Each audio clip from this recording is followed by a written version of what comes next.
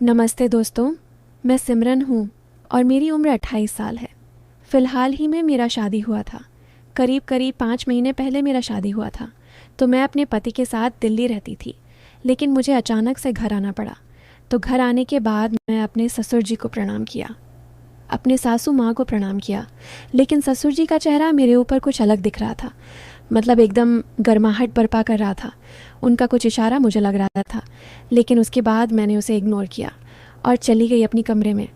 मेरे पति भी थे, वो भी आगे साथ में थे। फिर मेरे पति शाम को चले गए अपने दोस्त से मिलने, लेकिन उसी समय मेरे ससुर जी मेरे कमरे में आए। बोलने लगे, बेटी कैसी हो। फिर वो मेरा हालचाल पूछने लगे। फिर कुछ देर के बाद वो कहते हैं, तुम्हारा शरीर दर्द कर रहा होगा बेटी, 2 दिन से तुम ट्रेन में थी ना। तो मैं कहती हूँ, हाँ ससुर जी, मेरा शरीर बहुत दर्द कर रहा है। तो ससुर जी कहते हैं, बेटी दबा देता हूँ तुम्हारा शरीर। मैं थोड़ी हिचकिचाई, लेकिन मैंने गलती से हाँ बोल दिया।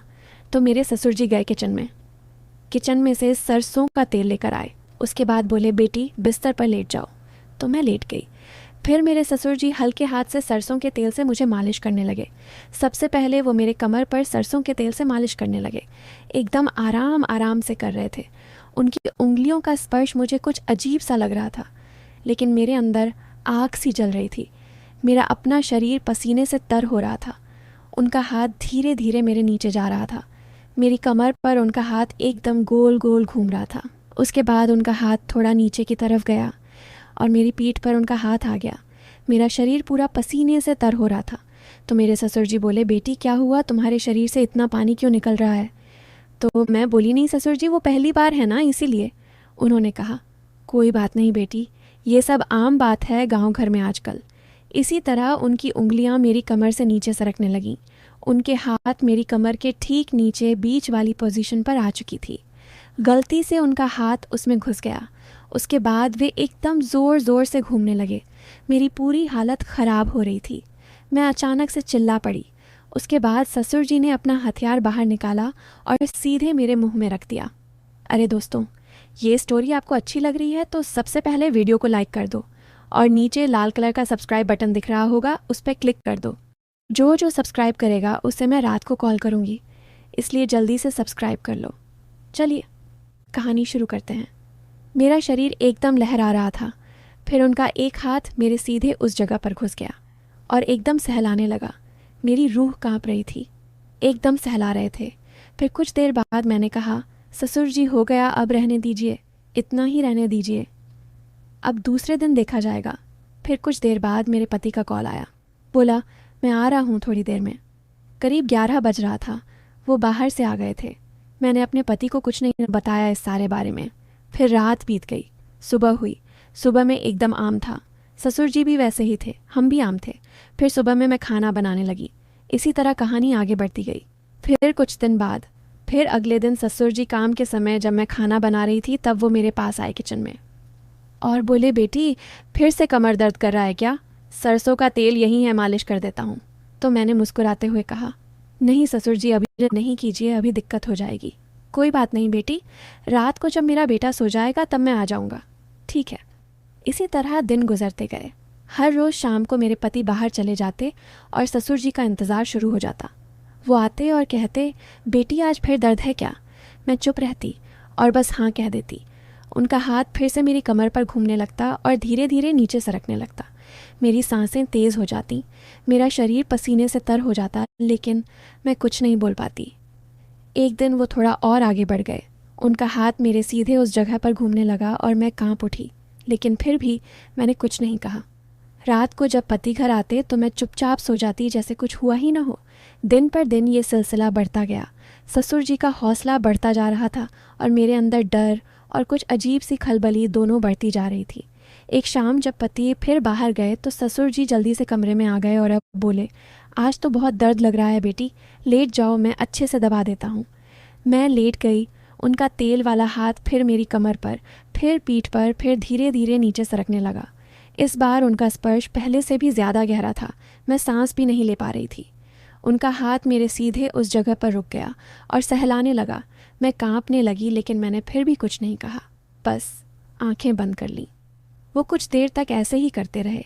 फिर अचानक बाहर से पति की आवाज़ आई और वो जल्दी से उठकर बाहर चले गए। मैं वहाँ लेटी रही, दिल धड़क रहा था, सोच रही थी ये कब तक चलेगा। लेकिन अगले दिन फिर वही सिलसिला शुरू हो गया। ससुर जी का आत्मविश्वास अब और बढ़ गया था। वो अब बिना पूछे ही कमरे में आ जाते और कहते, बेटी आज दर्द है ना, मैं जानता हूँ, लेट जा। मैं चुपचाप लेट जाती और उनका हाथ फिर वही सफ़र शुरू करता, कमर से नीचे उस जगह तक। हर बार थोड़ा थोड़ा आगे बढ़ता जा रहा था। मैं डरती भी थी और अंदर से कुछ अजीब सा महसूस भी करती थी। एक रात जब पति बहुत देर से आने वाला था तो ससुर जी लंबे समय तक कमरे में रहे और उनका हाथ पहले से भी ज़्यादा देर तक मेरे शरीर पर घूमता रहा। मेरी सांसें बहुत तेज़ हो रही थी, मेरा शरीर पूरी तरह पसीने से भीग चुका था। वो लगातार सहलाते रहे और मैं बस आंखें बंद किए पड़ी रही। फिर अचानक उन्होंने कहा, बेटी आज बहुत अच्छा लग रहा है ना? और मैंने बिना सोचे जवाब दे दिया, हाँ। उस दिन के बाद उनकी हिम्मत और बढ़ गई। अब वो दिन में भी मौका देखकर आ जाते और कहते, बस 2 मिनट दबा देता हूँ। किचन में खड़े खड़े भी कभी कभी उनका हाथ मेरी कमर पर आ जाता। मैं चुप रहती, बस मुस्कुरा देती, लेकिन अंदर से तूफान मचा हुआ था। फिर एक दिन पति को अचानक 2 दिन के लिए बाहर जाना पड़ा। ससुर जी को ये बात पता चलते ही उनकी आंखों में चमक आ गई। शाम होते ही वो मेरे कमरे में आ गए और बोले, आज तो पूरा आराम कर लूँगा बेटी, क्योंकि कल बेटा नहीं है ना। मैं कुछ नहीं बोली, बस लेट गई। उस रात उनका हाथ पहले से भी ज़्यादा लंबे समय तक मेरे शरीर पर घूमता रहा, हर जगह पर रुक रुक कर सहलाते रहे। मेरी हालत पूरी तरह बेकाबू हो चुकी थी, लेकिन मैं फिर भी चुप रही, बस सांसें तेज़ तेज़ ले रही थी। वो लगातार बोलते रहे, बेटी कितना अच्छा लग रहा है ना? और मैं बस हाँ में सिर हिला देती। उस रात काफ़ी देर तक वो मेरे पास रहे और जाते जाते बोले, कल फिर आऊँगा बेटी। मैं चुपचाप पड़ी रही और सोचने लगी कि अब ये सिलसिला कहाँ जाकर रुकेगा, लेकिन मैं किसी को कुछ बताने की हिम्मत नहीं कर पा रही थी। बस रोज़ाना यही होता रहा और मैं चुपचाप सहती रही। दिन गुजरते गए और हर दिन कुछ न कुछ नया हो रहा था। ससुर जी अब पूरी तरह बेखौफ हो चुके थे और मैं बस चुपचाप उनका इंतज़ार करती रहती थी। अब दिन और रात दोनों में उनका ये सिलसिला चलने लगा। मैं खाना बनाती तो वो पीछे से आकर मेरी कमर पर हाथ रख देते। मैं चुप रहती। रात को जब पति सो जाता तो वो धीरे से कमरे में आ जाते और कहते, बेटी आज दर्द तो नहीं है ना? मैं बस सर हिला देती और लेट जाती। उनका हाथ फिर वही जगह पर घूमने लगता। मेरी सांसें तेज़ हो जाती, लेकिन मैं कुछ बोलती नहीं। एक दिन उन्होंने कहा, बेटी अब तो तुम्हें भी अच्छा लगने लगा है ना? मैंने कुछ नहीं कहा, बस आंखें बंद कर लीं। उनका आत्मविश्वास अब चरम पर था। वो अब बिना किसी डर के मेरे पास आते और घंटों तक बैठे रहते। मेरे अंदर डर बढ़ता जा रहा था, लेकिन साथ ही एक अजीब सा आकर्षण भी महसूस होने लगा था। मैं खुद से लड़ रही थी, लेकिन कुछ कर नहीं पा रही थी। फिर एक शाम पति फिर से बाहर गया और ससुर जी कमरे में आ गए। इस बार वो पहले से भी ज़्यादा देर तक रहे। उनका हाथ मेरे पूरे शरीर पर घूमता रहा। मैं बस सांस ले रही थी और कुछ नहीं बोल पा रही थी। जाते जाते उन्होंने कहा, बेटी कल रात को और अच्छे से दबाऊंगा। मैं चुप रही। रात बीत गई, लेकिन मेरी नींद नहीं आई। सुबह मैंने सोचा कि आज कुछ बोलूँगी, लेकिन फिर हिम्मत नहीं हुई। दिन में भी वो किचन में आ गए और मेरी कमर पर हाथ फेरने लगे।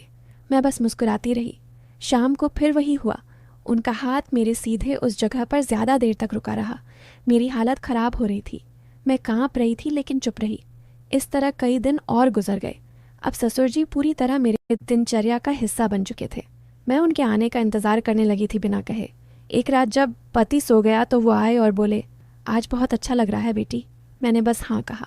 उनका हाथ फिर से मेरे शरीर पर घूमने लगा और इस बार वो और भी ज़्यादा सहलाने लगे। मेरी सांसें बहुत तेज़ हो गईं। मैं बस आंखें बंद किए पड़ी रही। वो काफ़ी देर तक ऐसे ही करते रहे। फिर उन्होंने कहा, बेटी तुम बहुत अच्छी हो। मैं कुछ नहीं बोली। दिन पर दिन ये रिश्ता गहराता जा रहा था। मैं जानती थी ये गलत है, लेकिन रुक नहीं पा रही थी। ससुर जी अब मेरे सबसे करीब हो चुके थे। हर पल उनका इंतज़ार रहता था। मैं चुपचाप सब सह लेती थी और अंदर से कुछ अजीब सा आनंद भी लेने लगी थी। लेकिन बाहर से सब कुछ सामान्य दिखता था। पति को कुछ पता नहीं था। सासू माँ भी कुछ नहीं समझ पाती थी।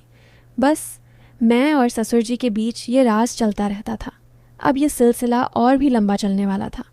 मैं बस सोचती रहती थी कि ये कब ख़त्म होगा, लेकिन ख़त्म होने का नाम नहीं ले रहा था। हर रोज़ नया नया तरीका अपनाते हुए वो मेरे पास आते और मैं चुपचाप सह लेती। मेरी ज़िंदगी अब पूरी तरह बदल चुकी थी, लेकिन मैं किसी को कुछ नहीं बता पा रही थी। बस यही कहानी चलती रही और चलती